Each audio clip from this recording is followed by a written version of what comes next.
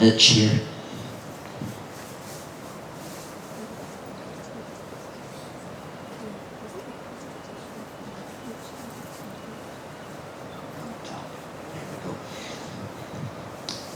Many of you will recognise this scene.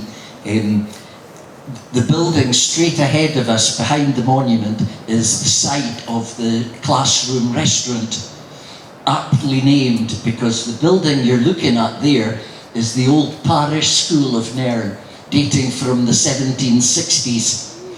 And the monument in front of the school was erected by the London Nairnshire Society in recognition of John Straith, who'd been headmaster in the school for over 40 years. On the left are the railings for the High Church, or the present St Ninian Church. And the road to the left back then was actually known as Kildrammy Gate. It's now Codder Street. And the road didn't pass over Howford Bridge in those days. It went round by what do you call it? I forgot.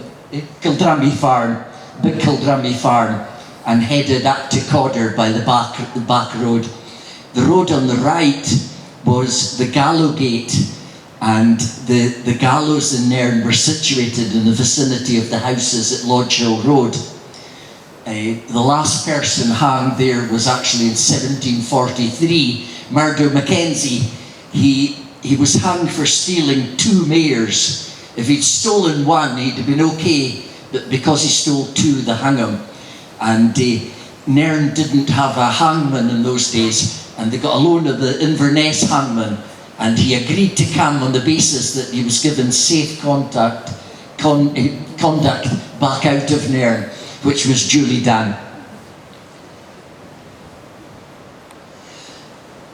And as I say, this was the monument erected to John Straith with its metal railing round it. I understand that all these railings that were removed for war effort were found to be the wrong type of metal, and they're all lying in a huge trench in the North Sea from all around the whole of Britain.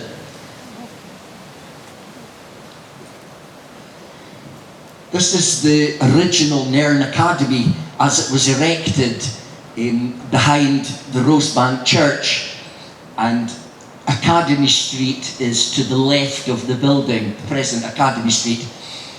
Eventually they built another floor onto this building, and the doorway of the present building is the same, and you can't quite see it because of the branch of the tree, but there's a little clock tower at the top, and that was simply removed and placed on top of the increased building, and you can see it to this day if you pass along Academy Street.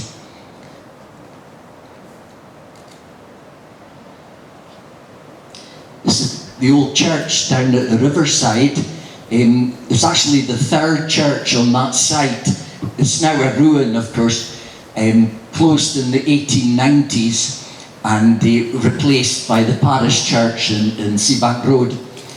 The old church was the first church in this site, was placed there just after the Reformation in 1560, and people in Nairn were all buried in that site from then until 1864, when the new cemetery was built. The wall round the cemetery there was only erected in 1810, when a previous church was improved. And in actual fact, there's graves all over the place, underneath the current allotments, etc. And where the electric substation is, under there is full of graves.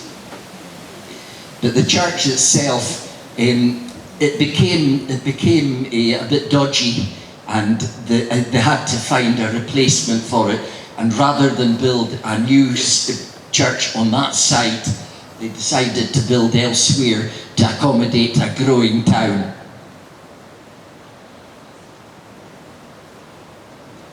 The old church at the riverside, the last minister there was the Reverend I've forgotten his name, sorry, it'll come back to me, but this house on the high street where the current library is, this was set back from the road, and when I was a kid it was known as Ashley, and Jimmy, I think Jimmy's here with his wife, isn't he?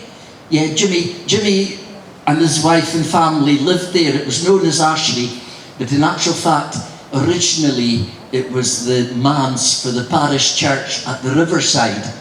And if you go behind the manse, the land stretched to King Street, and then beyond that, Glebe Road. So the whole area behind the manse was the minister's glebe. I think Jimmy's granddad is sitting on the seat to the right beside the dog.